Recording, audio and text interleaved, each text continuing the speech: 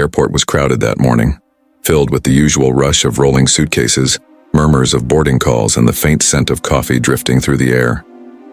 Among the noise and motion, she sat quietly near gate 14, her hands trembling as she tried to hold back tears.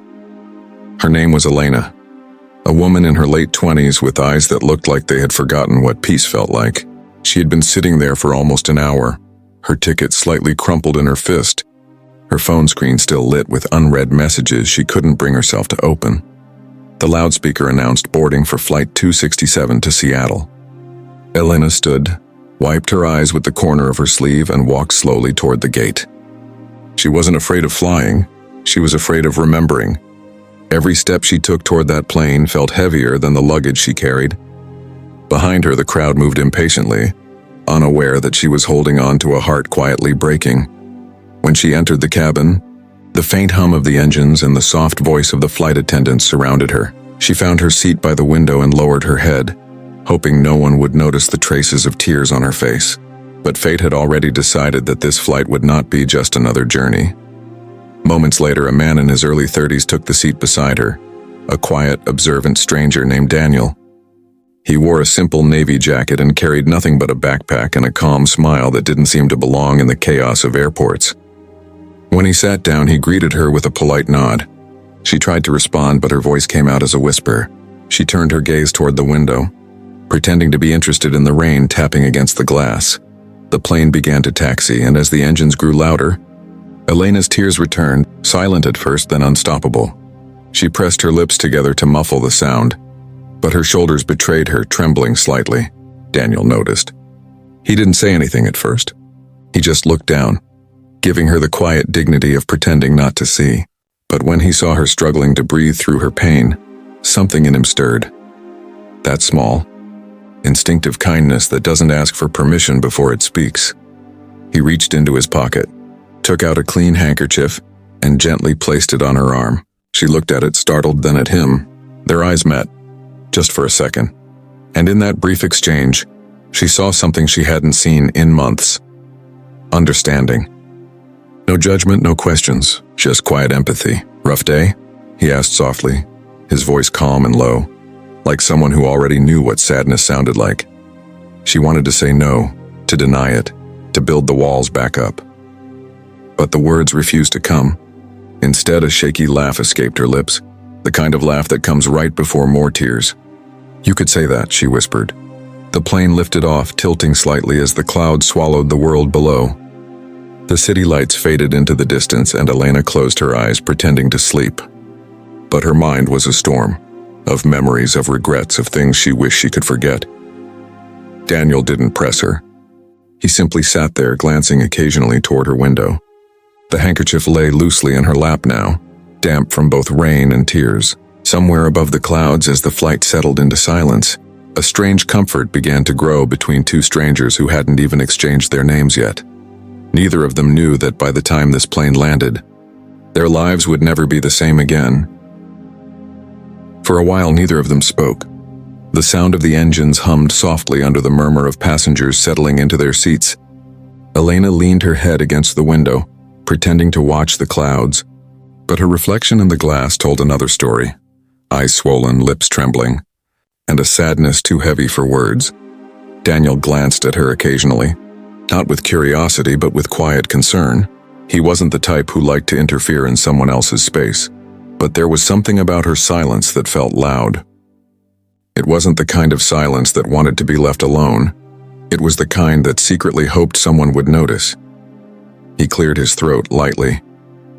"You know," he said, his tone gentle, "I always thought rain looked sad until I realized it helps everything grow." Elena blinked, turning slightly toward him, caught off guard by the random comment. For the first time, she really looked at him. Calm eyes, a small, reassuring smile, someone who seemed to carry light even in the middle of a storm. She let out a weak laugh, the kind that breaks a little before it reaches the surface. "That's poetic," she said softly. "But right now I think I've had enough of rain." Daniel smiled. "Then maybe it's time for the sun to find you again." She looked away quickly, afraid that if she kept looking at him, she might cry again. Her chest tightened. She wanted to say thank you, but the words stuck somewhere between her heart and her throat. He didn't push her to talk, but after a few minutes, she spoke, barely above a whisper. "I lost someone," she said, her voice cracking slightly. "Someone I thought I'd have forever." Daniel didn't move, didn't even breathe too loud. He just listened. "My fiancé," she continued, her fingers nervously twisting the corner of the handkerchief he'd given her. "We were supposed to get married last spring, but life had other plans." The air around them seemed to still. Even the sound of the engines felt distant. He was driving home late after work, just a few miles from our house. A drunk driver. She stopped, covering her mouth as her voice broke. It happened so fast. One phone call and everything just stopped. Daniel lowered his gaze, his throat tightening. He didn't know her, yet her pain felt personal, raw, honest, and heavy enough to bend the air between them. "I'm sorry," he said quietly. "I wish I could say something that would make it better, but I know words can't fix what's missing." Elena nodded, wiping her face again. "I keep telling myself I'll be fine. Everyone says time heals, but what if it doesn't? What if time just teaches you how to pretend?" Her voice cracked on the last word, and that sentence hit Daniel like a punch to the chest. He took a deep breath, searching for something to say. Not as comfort, but as truth. "You don't have to pretend," he said finally. "You're allowed to be broken. Sometimes healing starts when we stop hiding the cracks." Elena looked at him again, eyes glistening under the cabin light. For a second, she saw something in him, not pity, but understanding. It was as if he'd known grief too, as if his words came from somewhere real. "Did you ever lose someone?" she asked. He hesitated, then nodded slightly. "Yeah," he said softly. "A friend. A brother in all but name. I didn't get to say goodbye either." Silence again, but this time it wasn't heavy. It was peaceful, like two souls quietly holding space for each other above the clouds. The flight attendants began to serve drinks, and Daniel reached for the tray, handing her a cup of water without a word. She took it, her hand brushing his lightly. It was such a small moment, but somehow it felt like the start of something gentle, fragile, and kind. For the first time in a long while, Elena felt seen. Not fixed, not saved, just seen. And in that simple kindness, her heart began to remember what warmth felt like again. The flight had been in the air for nearly 2 hours. Most passengers were asleep. The cabin lights dimmed to a soft golden hue that made the clouds outside look like oceans of light. Elena sat quietly, her eyes red but calmer now. The storm inside her had softened, replaced by a quiet exhaustion. Daniel hadn't said much since she told him her story. He knew when to speak, and when silence was the kindest thing of all. Every now and then he glanced at her just to make sure she was okay. There was something about her sadness that made him feel responsible, not in a burdened way, but in a deeply human one, as if the universe had placed him in that seat for a reason. When the flight attendant passed by, Daniel leaned forward slightly and whispered something to her. Elena didn't notice. She was lost in thought, staring at the faint reflection of her face in the airplane window. A few minutes later, the attendant returned carrying a small cup of hot chocolate topped with a swirl of cream and a tiny biscuit on the side. She placed it gently on Elena's tray table. "I didn't order this," Elena said softly, confused. The attendant smiled. "It's from the gentleman beside you." Elena turned to Daniel, surprised. He shrugged lightly. "I thought you could use something warm," he said, smiling in that quiet way of his. She tried to laugh, but her voice trembled. "You didn't have to. I know," he said. "But sometimes we don't need to do something big to remind someone that they're not alone." For a moment she couldn't speak. She just stared at the cup, the small gesture, the kindness behind it, the unexpected warmth after so much cold. Tears welled in her eyes again, but this time, they weren't from grief. They were from something gentler, gratitude. They sat together in silence as she sipped the drink. Outside, the sky had turned a deep indigo, scattered with stars. The plane glided above the clouds, far from the noise and pain below. "You know," Daniel said softly after a while, "when my friend passed away, I stopped talking to people for months. I kept pretending I was fine. I thought if I just ignored the pain long enough, it would disappear. But it doesn't work that way." Elena listened quietly, her hand still wrapped around the warm cup. "What changed?" she asked. Daniel looked down at his hands. Someone did for me what I'm doing for you. They listened. They sat with me. No judgment, no advice, just presence.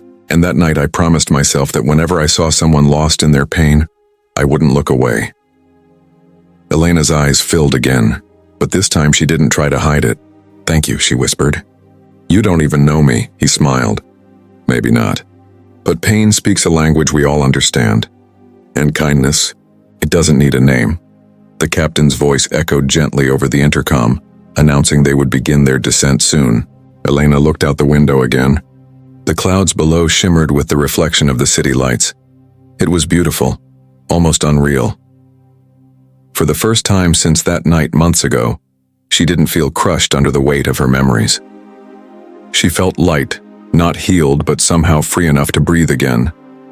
And as the plane began its slow descent through the starlit sky, she realized something she hadn't felt in a very long time. The airplane began to descend through soft layers of cloud, the distant city lights twinkling like scattered stars beneath them. The intercom chimed, announcing the landing, but Elena barely heard it. She was still holding the now empty cup of hot chocolate, her fingers tracing the rim as if trying to memorize the feeling of warmth it once carried. Daniel smiled quietly beside her, fastening his seatbelt. The cabin buzzed with the small sounds of preparation, luggage shifting, belts clicking, people stretching. But for Elena, the world felt unusually still, as if the last few hours had slowed time just for her. She turned to him. "You know," she said softly, "I was dreading this flight. I almost canceled it this morning." He tilted his head. "Why didn't you?" She hesitated, a faint smile appearing. "Something told me. I needed to go. Maybe now I know why." Daniel's eyes softened, a mix of understanding and quiet pride. "Sometimes," he said, "the people we meet by chance are exactly the ones we were meant to find." The plane touched down gently, the runway lights streaking by in bright golden lines. As they slowed to a halt, Elena looked out the window one last time. At the city she hadn't seen in years. At the beginning of a chapter she didn't think she'd be strong enough to start. When the seatbelt sign went off, everyone began standing, reaching for bags, rushing to leave. Daniel stayed seated for a moment, waiting for the crowd to thin. Elena looked at him, her eyes glimmering. "I never even asked," she said. "Where are you headed?" He chuckled softly. "Nowhere special. Just delivering some work documents." "You?" she exhaled deeply. "To visit my mom's favorite place. She used to love this city. I think I'm ready now." He nodded slowly as if he understood exactly what she meant. "Good," he said. "She'd be proud of you." They both stood, gathering their things. As they walked toward the exit, Elena felt that strange ache again. The kind that comes when something good is ending, but you know it mattered. At the gate, people split in different directions. Daniel turned to her. "Take care of yourself, Elena." She paused, surprised he remembered her name. "You too, Daniel." There was a quiet moment. No dramatic goodbye, no promises.